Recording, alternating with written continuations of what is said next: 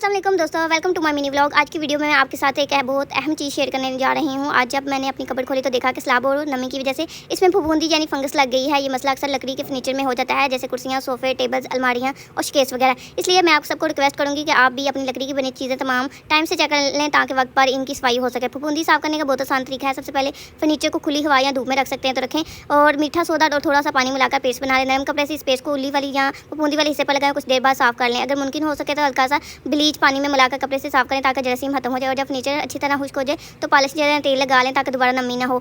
मैं आपको एक और ज़बरदस्त टिप दूंगी। आप फर्नीचर या कबर्ड के अंदर कोयले के 2-3 टुकड़े रख दें। ये कोयला कुदरती तौर पर नमी को खींच लेता है और फंगस दोबारा नहीं लगती।